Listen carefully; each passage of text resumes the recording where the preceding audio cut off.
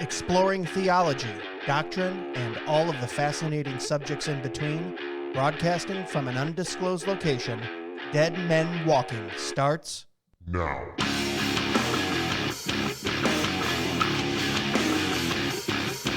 Well, hello everyone. Welcome back to another episode of Dead Men Walking. I'm your host, Greg. And I'm Jason. Oh man, such a juxtaposition between my energy and your just rolled out of bed energy. I slowed it down a little bit. I told you we got to work on that opening and make it like a morning show. Hey, more exciting. I'm Greg. This is Jason on 101 The Freeze. No? The Freeze. Well, okay. Usually we banter a little bit longer. Yeah, we can't do that today. We can't do that today. You want to know why? Because Why? we have very important people on the show. Yep. Do you know who that is? Yeah, I was just talking to him. Yeah. Why don't you give the listeners a little hint? It starts with a C, ends with the Cultish. Yeah, we have the guys from Cultish on here. We're going to get them on in just 1 minute. But before we do, I wanted to play a short clip of one of their most recent episodes on the Enneagram, which has just exploded online. Not only their episode, but also the subject too. So let's listen to this clip real quick, and then we'll get into it with the Cultish guys. We had talked about really the origins, kind of the historical origins, the history, where it came from. We kind of named some real major players.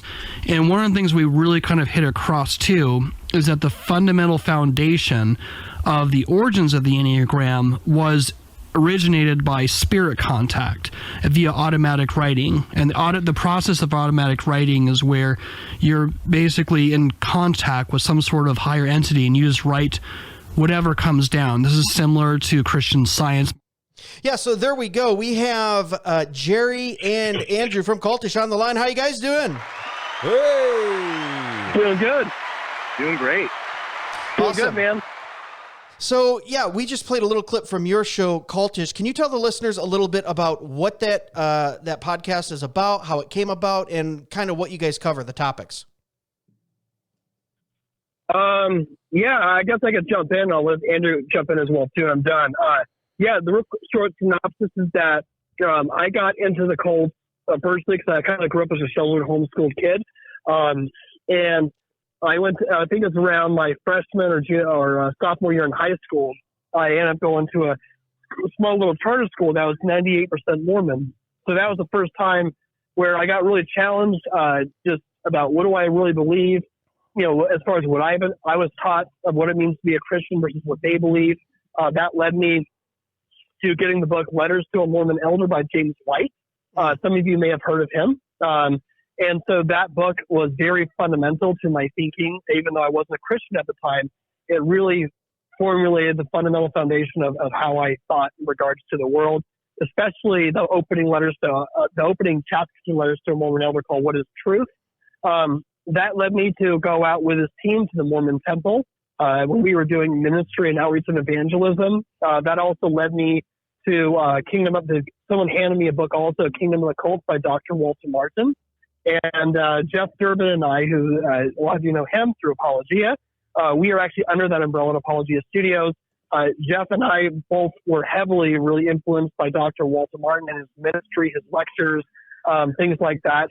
And we always want to have a section under Apologia that was focused on direct ministry to the cult. And Cultish came about as a byproduct of that. We would go out and if you guys look at Apologia Studios, there's a lot of Mormon outreach and similar conversations with Jehovah's Witnesses. Sure. We always want to have a focused outreach. And we always were wondering what that would look like. Jeff brought the idea up to me about what would that look like and being focused on the cult. And I came up with the idea, why don't we just do a podcast? And the podcast led to, the formulation of Cultish. So, Andrew, do you want to just kind of give your side of the story of how you got involved in Cultish? Yeah, so pretty much just echo with what Jerry's saying. The short, testimony myself is I grew up in a Christian home. I was dropped into pretty much a secular world around 8th grade, kind of fell away from the faith and did lots of drugs and things of that nature. And I came to Christ again when I was older, and from there I got interested into diving into cult research, and I ended up going to Apologia after watching some videos online. But Jerry, like he said, Jim and Jeff formulated Cultish, and when I first started going to Apologia, one of the first people I met was actually Jerry, and we just started talking and we hit it off to start talking about cult and stuff, and I'd already been doing my own research on the side, so he'd ask me questions, and I'm like, well, I've actually got like 5 pages on what this Pentecostals right now, how about we exchange information, and then it just all went from there. So it was like kind of like God brought it together, and we just really want to, engage the kingdom of darkness with the power of the gospel. So that's pretty much the aim of Cultish, is we want to see all of it be put under the foot of Christ and see people come to the saving faith of the true and living God who is Jesus Christ. So, yeah. Amen. Yeah, that's awesome. So here's the cool thing about your podcast is the fact that there's not very many podcasts out there like this. When I go into this space and I'm looking for information on the cults and anything that is cult-like and how we explore that, how we witness to, how we explain that, understand that with a Christian worldview, there's not a lot of stuff out there. And I think that's also why you guys have become so popular and so many people really appreciate what you guys do. We just played that clip on Enneagram, and I had been introduced to Enneagram a few years ago. And, didn't really know the background of it until I started doing a little research myself. And then what you guys fleshed out over the last few weeks on some of your episodes is just really insane. Would you mind speaking a little bit about that? Because I know Enneagram is very popular within churches. And then also it's a very popular episode for you guys, a lot of feedback on, on how that came about for you. Yeah, well, I'll start, and then Andrew, if you want to kind of jump in and give your thoughts on it too. I think as a whole, like we always deal with a broad variety, and again, I appreciate what you guys said. I think one of the things we wanted to do as far as Cultish, is we wanted to kind of really tap into the cultural conversation of what's going on. So even like a lot of our posts and things that we post about, it's just really to test the waters. Like almost all of our posts, if you notice, we always sort of are just asking questions because we're really just kind of looking to get people's opinion. It's the same thing if you go on iTunes or if you go to the App Store and you go to some product, you want to say, what do people like? What do people don't like about this app? Well, spend 30 minutes looking at the review of what that messenger, find out what people do like and don't like about it. Right. So in the same way, we always like to pay attention to what people are talking about consistently. We did our initial episodes on Bethel because when we first launched Cultish, we were getting a lot of messages about Bethel consistently. And so we kind of noticed that was the same thing with the Enneagram. And so we were just kind of waiting for the right person to come along. And we were kind of following a lot of Marcia Montenegro stuff. We saw her presentation in the second American Gospel film. So we just reached out to her and we kind of really just gave the platform to her. And, we read her book, and in many ways, I mean, she loves to talk. And I think in the first episode, we chatted for like 40 minutes afterwards. But I think a big thing was just, all right, a lot of ways, like we're not experts on the Enneagram. We weren't going into the episode. I think we just want to find someone who's an expert, who's notable, who can give information. And, hopefully, what we always want to do is not be overly preachy, but to kind of bring up a point so people just kind of initiate and start a conversation about this. Yeah, absolutely. So that's why, as you play in the clip, I was saying, well, this is the origins. If the whole foundation of this thing is formulated around spirit contact, that God forbid, maybe you should have second thoughts about this, So it's really, that's kind of how it came about, is just a lot of people were talking about it. It was on a lot of people's minds whenever we post about it. And, we get messages saying, hey, my pastor is preaching about the Enneagram. There's this new Enneagram small group. There's this new Enneagram certification. And we're just kind of left and right. So hopefully I think so we just kind of went and just wanted to just do as good of a job as possible with a really good conversation and really get people to think and challenge people. So yeah, that's my thought. What do you think, Andrew?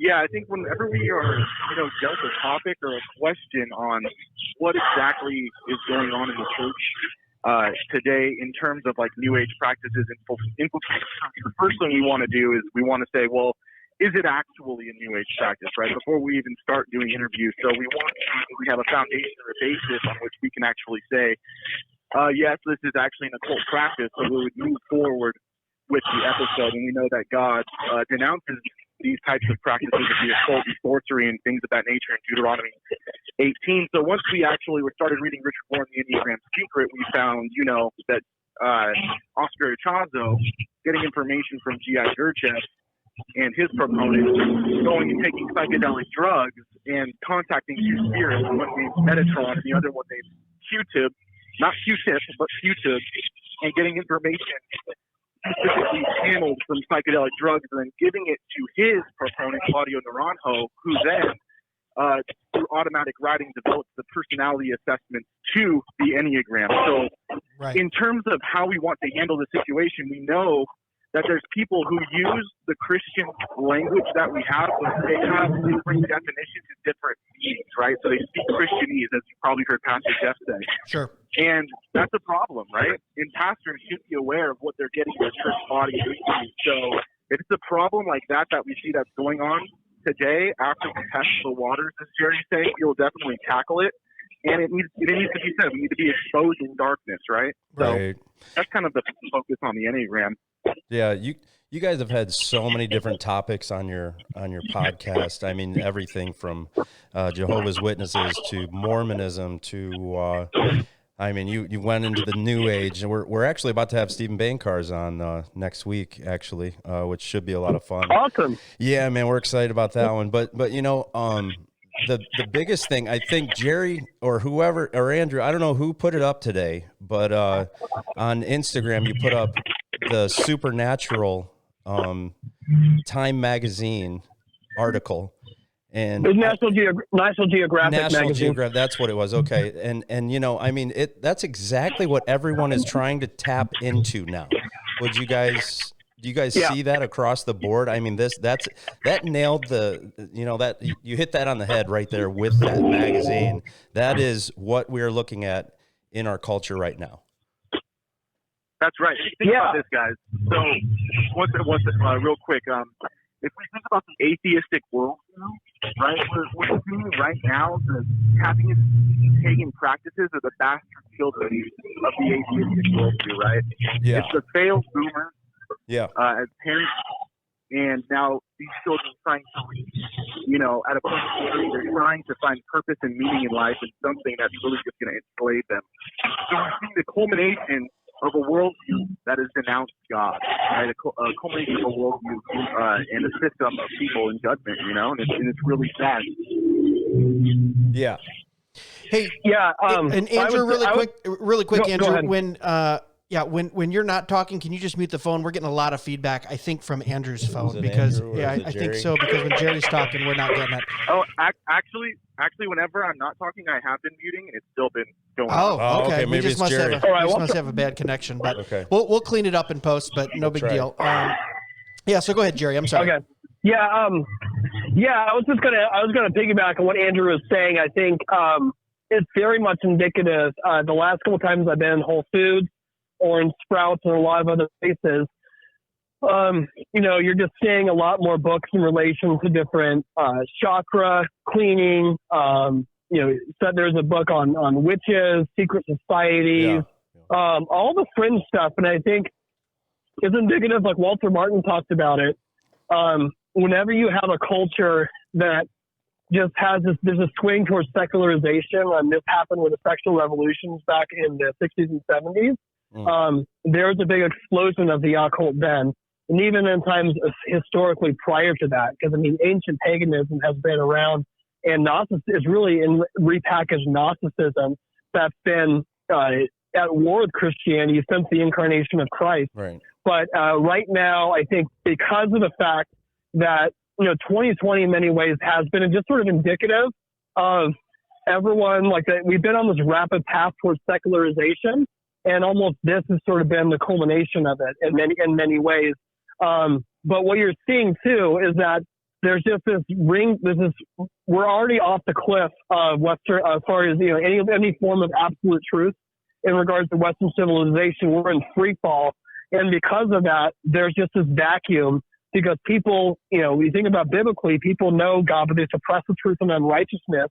And people know inherently there is this invisible and unseen realm but they're going towards idols in different ways to try and fill that void. So it's just my conviction that that's going to be the direction that Cultish is going to be moving towards in the future, just because we're still going to be dealing with cults, but I think just the aspect of the supernatural and the unseen realm is just going to be something that's very needed. I think there needs to be a creative and formulated apologetic for understanding the role of psychedelics, DMT, especially when it's being normalized by Joe Rogan. I mean, I met you guys at Fight Last East. On the way there, I was listening to a podcast on Joe Rogan, the two guys who were talking about the role of psychedelics, and were trying to argue that the early Christian church were actually using psychedelics, and they were taking verses out of context, like Paul being caught up in the third heaven, or even the aspects of the early Christians drinking communion in an unworthy manner and coming under judgment, because they were trying to indicate that was their way of trying to explain, drinking drinks that are going to get them into an altered state of consciousness. Honestly, ridiculously out of context. Right. But again, that's on the Joe Rogan experience is the digital Areopagus of the world. That's where a lot of people go to get their information.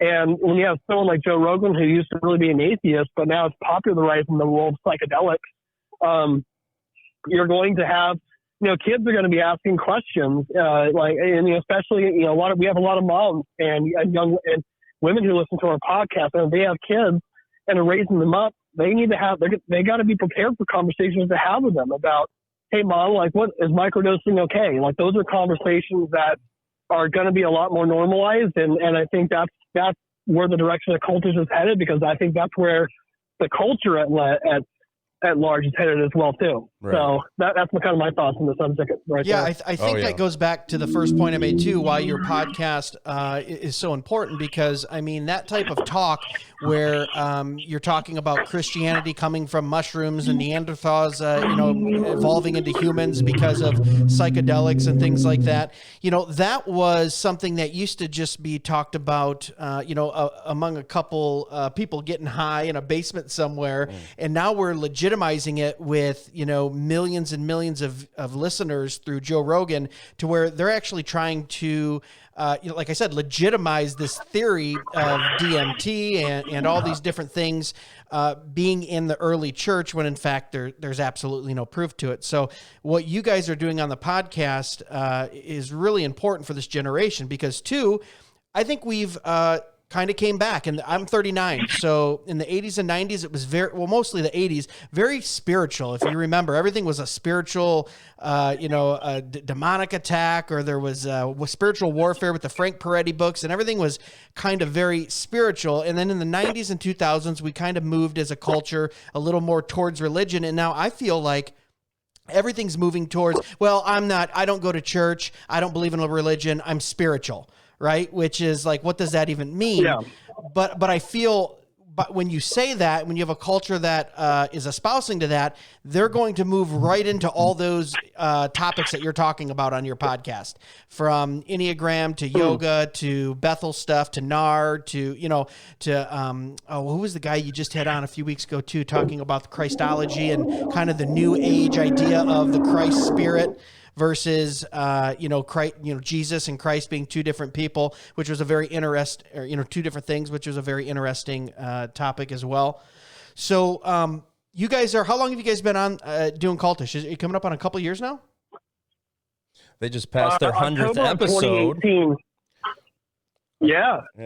October 2018. Yeah, 100 episodes, and October 2018 is when we launched. And so, a little over 2 years. So what were some things because Jason and I have this experience where we'll have a guest on, or we'll talk about a subject, and we'll get done with the episode and go, wow, there was some really cool things we learned there, or something we didn't expect. What were some subjects, or maybe some things on the podcast over the last 2 years there you walked away and you went, I would have never thought that, or I never connected those things, or wow, that's extremely interesting, I never believed that or was taught that? What were some of the surprises along the way? Andrew, I'm going to let you go first on this one. All right, brother. All right. So, okay. What blew my mind is actually from the first research that we ever did with Jones. So with Tim Jones, we actually saw deep into the research, about 30 or 40 years prior to him was pretty much the first woke social gospel movement.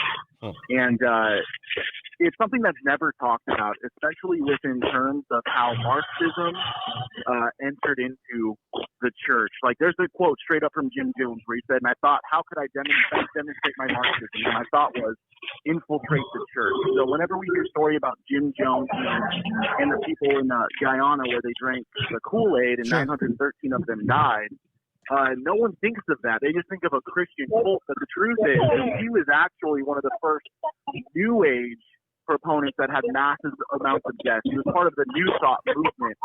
And there was two people prior to him. There was Father Divine of the Peace Mission movement. Yep. And then prior to him was Father Jehovah. And this was the New Thought, New Age type of thinking. And essentially what we're seeing today is the same thing, right? They preach the same type of thing, which, I don't know, it just blows my mind. I've done even research before on Jim Jones, but I never found anything in terms of the New Age, New Thought link and pretty much the woke Marxism gospel, which is, you know, we saw the fruits of that with Jim Jones. Now we got people coming back to it today. Yeah. Yeah, that's crazy to think about that woke Christianity has been around for that long. I feel like it's a new kind of idea that we've been tossing around for just the last couple of years. In fact, yeah. How about you, Jerry? Well, there's a lot of ones. One comes specifically, for example, I think I learned a lot about really seeing both sides of the story when it comes to the whole Bethel conversation. You know, it was just when we had first launched Cultish, like I said, we were getting messages to talk about Bethel. And so I kind of knew about Bill Johnson in passing. I think I saw a movie a couple years prior called Holy Ghost, which is directed by a filmmaker named Darren Wilson that had Todd White in it. Yeah, had a couple of I grew up with Darren. Lengthening sessions. He's from Monroe. I grew up with him I went to church with him for 10 years. Oh, okay. I mean, the guy's a talented filmmaker for sure, and it was definitely, I remember the film just being, you know, compelling and interesting enough to where at least I kind of like from there on out, I kind of recognized who Bill Johnson was. Yeah. When I'd sort of see him shared on some video or something. But I didn't really pay too much attention to it. I mean, I kind of saw it just sort of within, this is a guy who's off in a lot of areas. I'll kind of leave it to the Justin Peters crowd to critique him and stuff like that, which is totally fine. It was just when we got continued messages about it, and I got a hold of Lindsay Davis on Facebook. And it was just the initial thought was, hey, let me just get her on the podcast to find out what happened and why she there kicked out. And I mean, the podcast just exploded. And so a big part of me was just trying to make sense of like, why is there so much tension behind this conversation? Why is this such a big deal? Right. You know, and through that process, it's just interesting because we ended up getting Elijah Stevens on, who attends Bethel, who's a BSSM teacher. That was just an interesting conversation because we chose to kind of hear it from the horse's mouth and just to have a conversation with him. Like, people were upset at us because they kind of wanted us to kind of fight with him and maybe like beat him over the head. But that wasn't the purpose. I mean, he was as close to the horse's mouth. And I think if we were going to have this thing where we're going to constantly jump on him, I don't think it would have been a fruitful conversation. But it was just very interesting in hindsight of that series with Elijah, because in many ways, I believe that he's a brother in the Lord and that he's sincere. It's just a very interesting place, I think. And this is something I'll say directly to him. I've had conversations with him privately, is that, you know, I believe he's in a place where he understands his problems at Bethel. But I think in many ways, Bethel has this honor culture where you're supposed to honor your leaders in a sense, and maybe challenging them on errors that they have is considered dishonoring. Not that it's like in a way like you can't talk or be shunned. I think it's just part of their culture. So it seems like he was kind of in a rock and a hard place where like he wants to. It sounded like he's kind of jumping around the issues, and I don't think he was trying to do that. I think he was trying to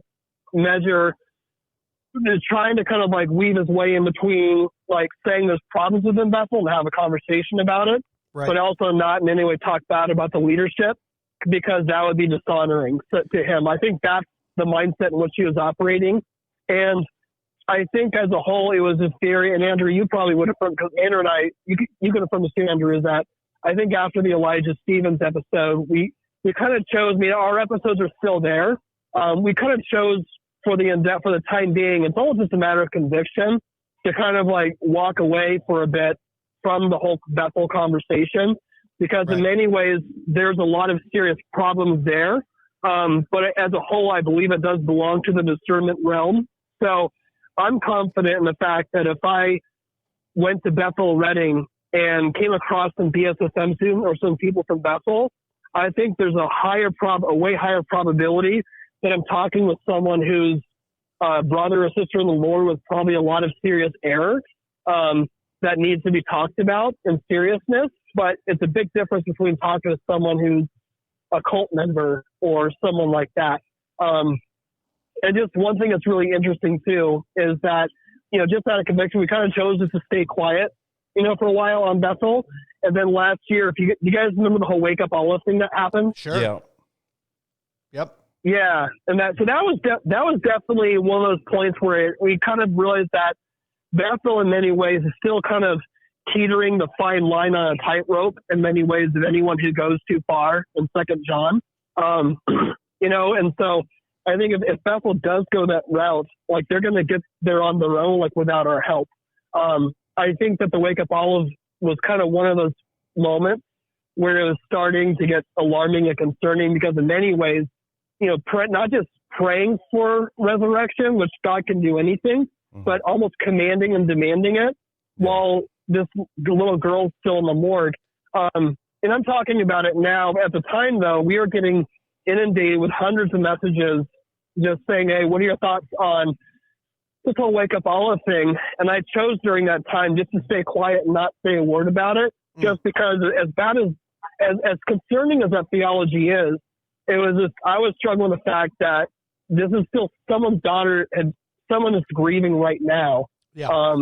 Someone just lost their daughter. Right. And as a single man who doesn't have any kids, and I've had friends who lost a child similar, at a similar age, and saw them grieve, as their child died unexpectedly. It just seemed very out of place for me to really talk about it. But I was just confident that, and like the verse that came to mind was, the Lord will fight for you. You need only be still. And so while we didn't say a word on Bethel, on that whole Wake Up Olive thing, our podcast shot up to maybe number 7 or 8 on iTunes. Wow. Just under religion and spirituality, just because everyone was going back and digging up the old episode. So, I think holistically, I think in the past 2 years is kind of going through the whole process of having that big episode, and just hearing the other side, which is challenging. And hopefully in the future, we're going to get people on, not just, we've mostly talked to people who are Christians. Mm-hmm. Like we're hoping to be able to get people on, even someone like Tom DeLong or someone like that, or anyone else, like a cult survivor who's not a Christian. I think those are good conversations to have as well. But, I think just understanding that whole having a podcast that episodes are as successful as big as Bethel, and in many ways kind of making the decision to sort of step away from it, not in any way as like a political or PR thing, but just a matter of conviction. I believe this is really where it's at, and I believe we've done enough at this point in time to contribute to the conversation. And we hope that maybe it'll be indicative that they'll get their act together, or people, at least within the Pentecostal realm, they'll, develop a lot more discernment to stay away from movements like that, or at least they can hopefully get their message cleaned up. So, that's my long-tailored answer. Yeah, I think you showed wisdom and discernment there. I mean, for someone who is not inside of the whole NAR and the Bethel movement, it is hard not to just almost make fun or make light or just continuously hammer it, because it's so absolutely ridiculous. I mean, you get into some of the stuff that they're doing, the Christian tarot cards and the yoga and the grave soaking and the, and the sozo and the sozo and the inner healing and all this stuff. And, sometimes I forget there's believers out there that maybe, not mature in the faith or not sanctified and don't understand that they kind of need to be walked through that. So I totally get that, because we've caught ourselves even here on this podcast going, okay, maybe we shouldn't mention that again or take it in that manner, because it is a serious issue. But on the other side of that, I would encourage you that there are many, many millions of Christians being influenced by Bethel and the NAR movement. And brothers, anything you guys can do on your podcast to stand for truth and stand for the word of God and to preach truth and love, I would encourage you to do that. Obviously take it before the Lord and make that decision when the time comes. But those episodes that you do on that subject matter, I think, are so woefully important. Absolutely. I could not agree more.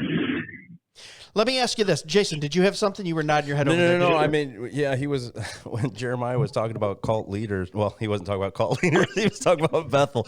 But same thing. Let me just, I'll step away from that, what I was about to say. But that was the main thing that most cults, that's how they run. You can't say anything about the leader.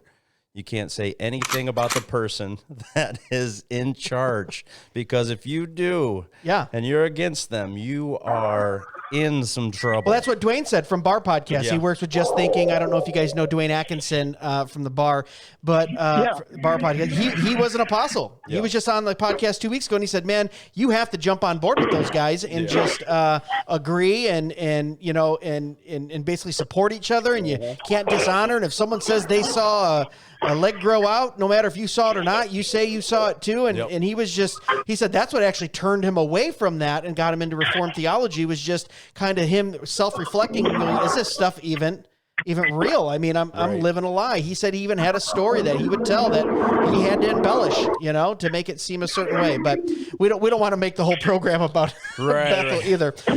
I have a question for you guys. Do you guys do just so on Cultish, which listeners, if you're listening now, make sure you go over to Apple, Spotify, Google, anywhere you get podcasts, you can get Cultish. Download it, check it out, stream it.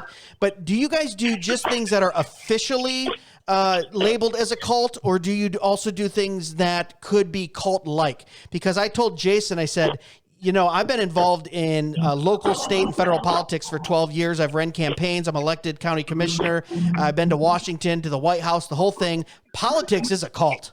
I don't care what you say. When you get deep in it and you talk to other people in the way that, a great example is we just elected a guy in the state legislature, and the former state legislator said, oh yeah, he's a great guy, and campaigned for him for a year. And then the day he got elected, he was talking to me and another guy, and he goes, I wouldn't trust that guy as far as I can spit. And it's like, well, you just supported him for a year. You donated money. You got him elected. But it's this whole thing where it's like, you scratch your back, I scratch mine, like next guy in line. It's a whole cult.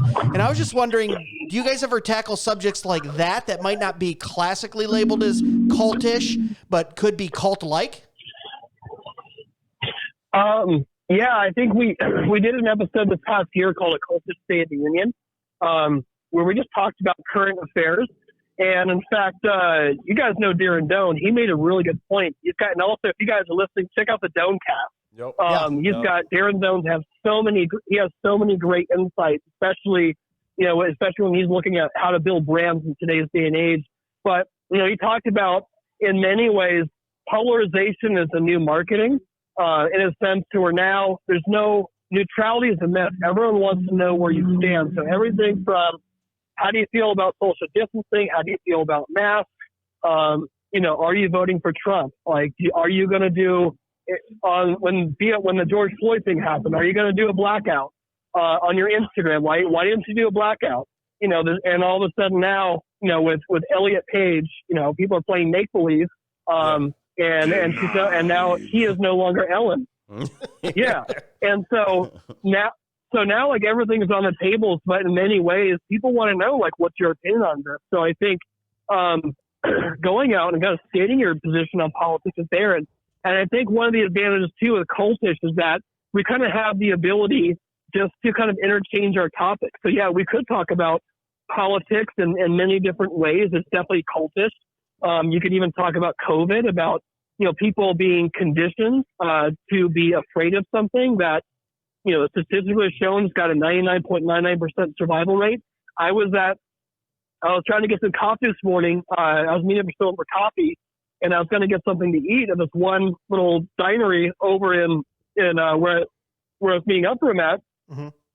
The place wasn't open. They had one small little window for takeout, and it was in front, and I'm standing on a public sidewalk, and they're asking me to put on a mask, even though they're inside and I'm outside on the sidewalk. And I told them no.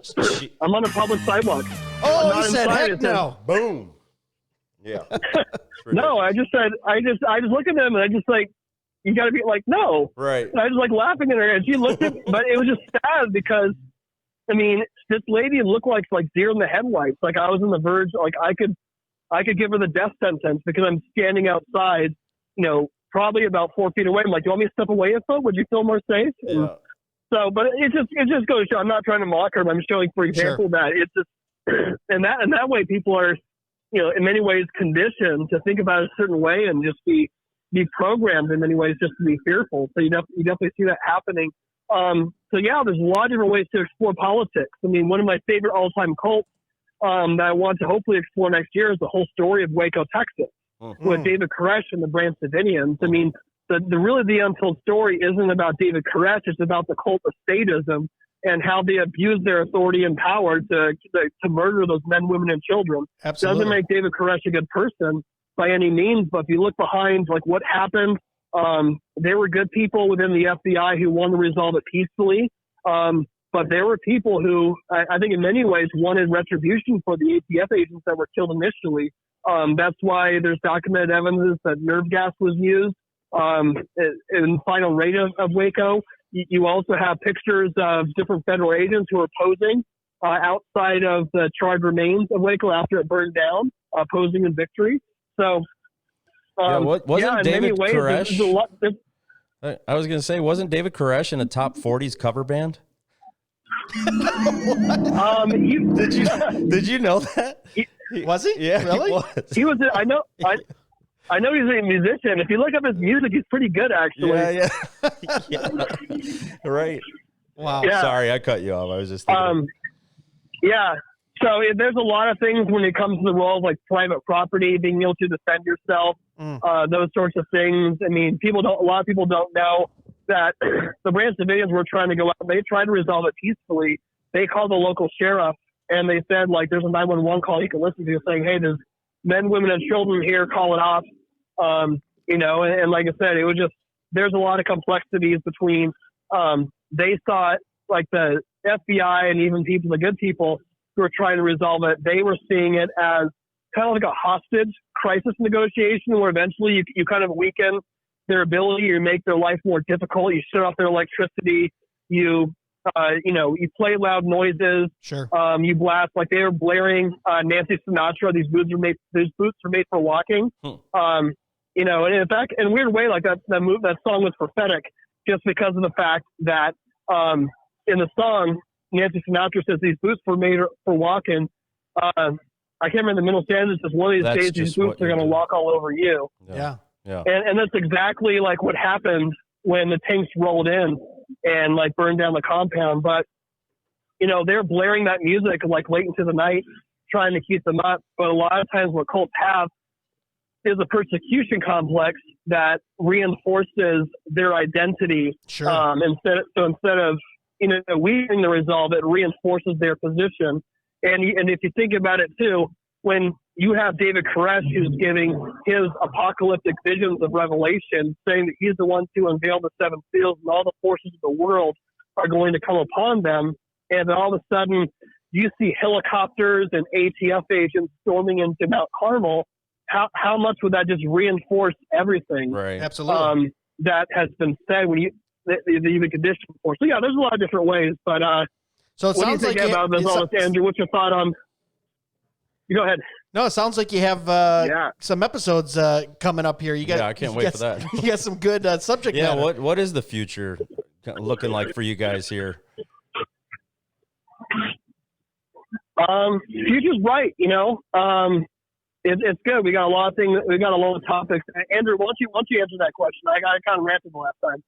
No, you're good, brother. So yeah, the vision of cults, I mean, it's all encompassing, right? So when we think of cults, we can think of a counterfeit gospel, a counterfeit spirit, and a counterfeit Jesus, right?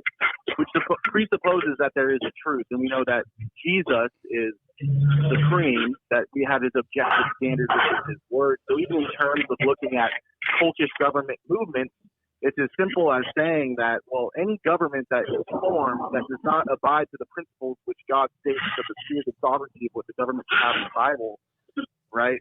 If they don't abide by those principles, they're pretty much a cult government. They're a counterfeit government because they're not abiding to the King of Kings. So in terms of the vision of cultish, it's essentially all encompassing, right? From looking at politics to looking at cult.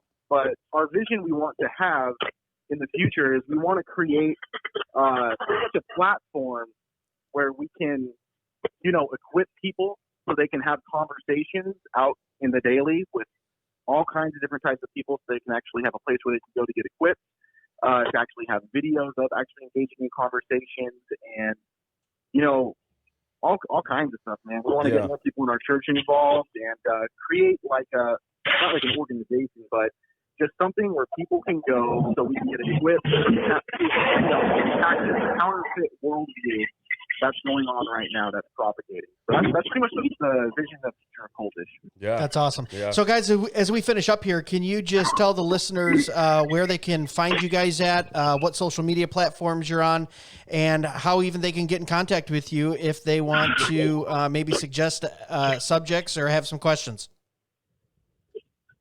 Yeah, I would say just look up Cultish on Facebook, and we're there. You'll see our logo there. Also, we are on Instagram. So if you type in the Cultish Show, the Cultish Show, you'll see us. We got a pretty big following there. And also if you go to thecultishshow.com, that's our official website. And also check out Apologia Studios because we are under their umbrella. There's a lot of great content on that platform. We have an after show there. Also, for any of us, we just launched a brand new merch store. So you guys have awesome merch, by the way, too. Oh, thanks. Thank you. And so saw you wearing the shirt. Your guys beard oil. I know. That beard oil too, man. It's bomb.com. But we got a brand new merch store. Yeah, I've been following that on Instagram. Yeah. On Instagram, you've been posting some of the stuff. Man, it's so cool. It is so cool looking. Yeah, man, I want all of it. You guys are about to get all my money. All right. Jason going to spend all his Christmas money at Cultish merch sorry, store. kids, you guys can't have any presents. Did you guys do those designs yourself? Did you hire someone out, or did you guys kind of have the idea and have someone else do the graphics? Because those are very unique, very cool. Yeah. Yeah, we had we hired someone who's a very talented graphic designer, and so he's a very talented guy. So we kind of reached out to him and kind of gave him the concept. I think one of the things I like too is that I believe in Cultish is really it's just one. It's not just me that runs it. It's just a whole collaboration of people. So I think always the best thing to do is to give people as much creative freedom as possible. I just kind of give people a loose idea and just say, all right, this is kind of what I'm looking for. Like, go make something. Yeah. And so that's how those designs came about, and they're fantastic. And we got a lot of cool things in the future. We actually have a new logo we're going to be debuting. Kind of like a Cultish 2.0. Sweet. You heard it here first on Dead Men Walking. The new Cultish logo. Very cool. Yeah. So cool. So for everyone listening, if they want to go get some merch, shopcultish.com. Like I said, a lot of cool stuff out there. Jason, did you have any final words before we wrap up here? No, this is good. This is great. Jerry, Andrew, I appreciate you guys coming on so much and talking about the podcast a little bit. Listeners, make sure you go check them out, Cultish. I mean, you Google it. They'll come right up. They come right to the top, so it's an easy one to get to. And as always, guys, thanks for listening and commenting. And, geez, we had 100,000 interactions on Facebook last month. Yeah. You guys are really interactive on the Facebook and on Instagram. I just said the Facebook. Like I'm 90. The Facebook. No, that's what it was called before, remember? That's true. The Facebook. Right, See, I'm OG. That's what it is. Right, baby. Vintage, baby. The Facebook. Obviously, Dead Men Walking Podcast on YouTube, Parler, Instagram, Facebook, all those different places. We love that you guys comment, give us constructive criticism. Jerry, Andrew, we thank you so much for coming on, guys, and we wish you all the best in Cultish. I think you're really doing something special on that podcast, and we're always here to support you for it. Yep. Wow. Awesome, bro. All right, guys, thanks for listening, and as always, God bless. Yep. God bless you guys. Thanks, guys. Hey, thank you guys. Seriously, this has been awesome. Yeah, we really enjoy the podcast. Awesome.